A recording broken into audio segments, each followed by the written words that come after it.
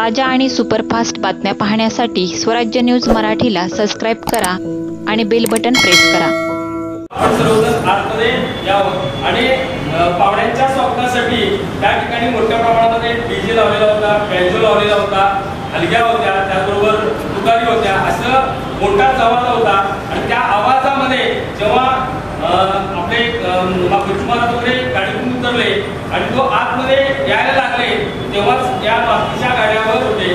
तो आलेखोर लपून बसलेले होते आणि त्या चौकामध्ये 5 वेगवेगळे रस्ते आणि 5 वेगवेगळ्या रस्त्यातून आलेलं तिथल्या एक दुकानदार आणि सायकलवाल्यांनी सांगितलं आणि आले आणि 5 मिनिटांमध्ये केवळ तो एक प्रकारचा दादाला त्या गाडीतून ओढण्याच्या प्रयत्नामध्ये अवघ्या 5 मिनिटांमध्ये तो जो भ्याड हल्ला आहे तो हल्ला झाला। आणि खरं तर आतमध्ये सभागृहामध्ये कुणालाच माहित होतं, आता महेश मालक पण आतमध्ये सभागृहामध्ये बसलेले होते, कारण सभागृह आणि मतदार पेशेत आणि बाहेर जे सर्व तो होतं त्याच्यामध्ये बरंच सांगायला अमोलाची जेव्हा गाडीतून आले सर्व पोरे घेऊन तोपर्यंत सर्व पसार झाली होती। 2-3 पोरं होती, त्या पोरांना चांगला चोप देण्यात आला आणि चोप देऊन त्यांना होता। त्याच्या निमित्तानं अक्कलकोटमधील जवळपास 98 वर्षापूर्वी स्थापन झालेल्या प्रादेशिक शिक्षण संस्थेच्या वतीनं आणि सकल मराठ्याच्या वतीनं तो कार्यक्रम आयोजित केला होता।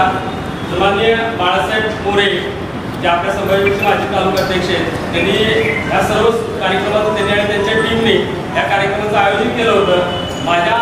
कन्येच्या सत्कारानिमित्त मला बोलल्यामुळं मी वेळेच्या आधी तिथं पोहोचलो होतो आणि 11 वाजता जवळपास अर्धा सभागृह भरलेला होता।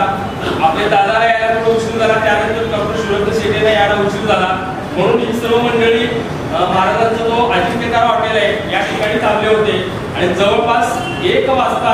त्या सभास्थळी त्यांचं आगमन झालं आणि 11 ते 1 पर्यंत बरेचसे लोक टाकळत होते म्हणून बाहेर उभारलेले जे काही सभा बांधव होते आणि उपस्थित नागरिक होते या सर्वांनाच जवळपास बायपासला लागल्यानंतर सर्वांना आत घेण्यात आलं की जेणेकरून कार्यक्रम 5 मिनिटांमध्ये सुरू होणार आहे। त्यामुळं आपण सर्वजण आतमध्ये यावं आणि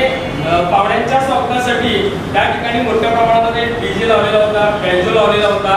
हलग्या होत्या, त्याचबरोबर तुतारी होत्या, असं मोठा आवाज होता। आणि त्या आवाजामध्ये जेव्हा आपले लक्ष्मण वगैरे गाडीतून उतरले आणि तो आतमध्ये यायला लागले तेव्हाच या बाकीच्या गाड्यावर हमला झाला। आणि खरं तर तिथं असलेले प्रवीण जे आहेत यांनी खरं तर आटोकाट प्रयत्न केला तो रोखण्यासाठी, पण ते मीडियाचे त्या ठिकाणी काम करत होते। तो आलेखोर लपून बसलेले होते आणि त्या चौकामध्ये 5 वेगवेगळे रस्ते आणि 5 वेगवेगळ्या रस्त्यातून आलेलं तिथल्या एक दुकानदार आणि सायकलवाल्यांनी सांगितलं आणि आले आणि 5 मिनिटांमध्ये केवळ तो एक प्रकारचा दादाला त्या गाडीतून ओढण्याचा प्रयत्न झाला। त्यांच्यासोबत आपले संभाजीचे जिल्हाध्यक्ष सन्मानित संभाजी भोसले आणि त्याचबरोबर श्रीजी करताळे शहराध्यक्ष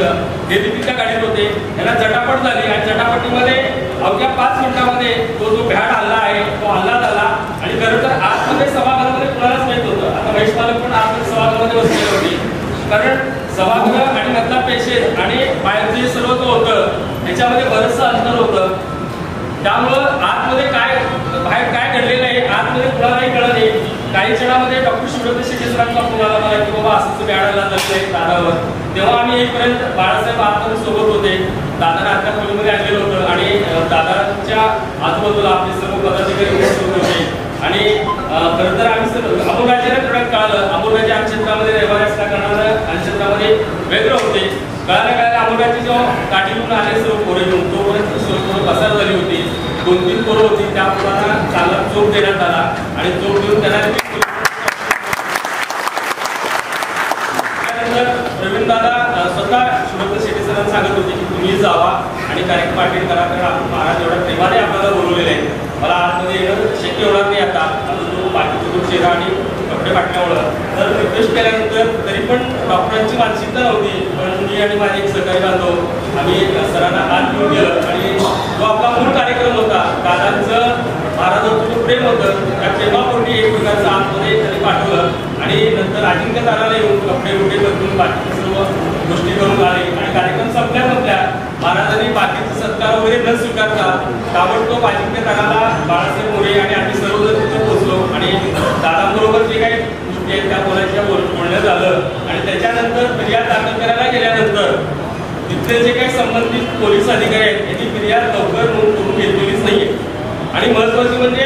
त्या मधल्या काळामध्ये हा बाकीचे जे होते हे सर्वजण मोकाटपणे सुटले आणि जवळपास फक्त 2 पोलिसांचा बंदोबस्त त्या ठिकाणी होता फक्त ते माहिती घेण्यासाठी आणि पूर्णपणे पोलिसांच्या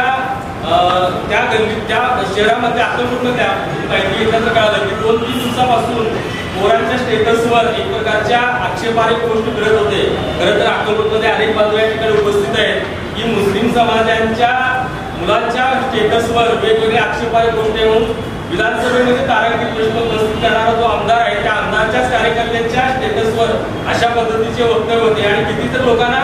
पकडून मारलेलं आहे. आता स्वतः साक्षीदार आहे की अशा कित्येक पोरांना मारलेले आहेत पण त्या पोरांना आज पण मोकाट आहे आणि अक्कलकोट शहरातील 4, सोलापूरमध्ये 1 6-7 आणि इंदापूर आणि बारामतीमध्ये 1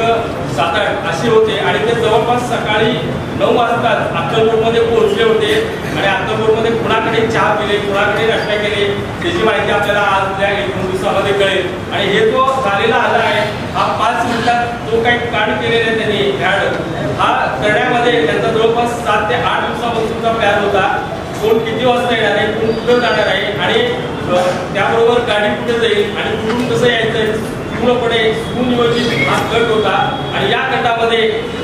आपल्या सर्वांचे श्रद्धास्थान ज्यांचं नाव केवळ मराठा समाजामध्ये नाही आहे तर बहुजन समाजामध्ये आणि आपल्या पूर्ण महाराष्ट्रामध्ये आदरानं घेतलं जातो असे आदरणीय प्रवीणदादा गायकवाडावर जो काही बॅड हल्ला झाला त्या हल्ल्याचा निषेध व्यक्त करण्यासाठी अवघ्या एका दिवसामध्ये आपण हात दिली तर सोलापूर जिल्ह्यामध्ये आणि त्याचबरोबर विशेष करून ज्या ठिकाणी झाला त्या गावातील बहुसंख्य वेगवेगळ्या जाती धर्माचे लोक या ठिकाणी उपस्थित आहेत. आणि माझे पण आहे की आपण ज्या ठिकाणी हल्ला झालेला आहे त्या ठिकाणी ते प्रकारचं आपण तोडेमारी आंदोलन घ्यावं आणि अक्कलकोटमध्ये अक्कलकोटकरांना विचारून आपण कोणत्या पद्धतीनं कोणकोणत्या पद्धतीनं निषेध व्यक्त करता येईल त्या पद्धतीनं आपण आजच्या या कार्यक्रमाला नियोजन करावं असं सन्माननीय अध्यक्ष पवार बोलले. एकच मिनिटं अक्कलकोटवरून काही समाजाचे प्रतिनिधी आलेले त्यांची मी नावं या ठिकाणी वाचतोय आणि त्याचा पहिल्यांदा आभार व्यक्त करतोय. नाभिक समाजाचे पद्माकर लेके, आरपीआयचे अविनाश मडिकापे साहेब, मुस्लिम समाजाचे सद्दाम शेरेकर,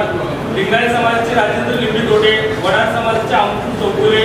गोर समाजाचे गणेश शोडकर आणि कबाडे सर, दमाण समाजाचे लाला राठोड आणि विलास राठोड, बेडल समाजाचे महादेव अंकुले, गवळी समाजाचे कांत चिंबरे, कामाटी समाजाचे बाळू गंडे, धनगर समाजाचे गुंडू, बल्ल समाजाचे जितेंद्र यारोळे, गुरव समाजाचे स्वामीनाथ गुरव, राजपूत समाजाचे रत्ना राठोड, त्याचबरोबर मातंग समाजाचे नगरसेवक कवळेसाहेब, गरीब समाजाचे बिट्टू सोनटक्के, त्याचबरोबर जैन समाजाचे अभय गोबरे साहेब, भोई समाजाचे सन्माननीय दिलीप शिंदे आणि त्याचबरोबर बंदिस्त शिक्षण संस्था आणि सकल मराठा अक्कलकोट असे जवळपास वेगवेगळ्या 25 संघटनांचे पदाधिकारी अक्कलकोट या ठिकाणी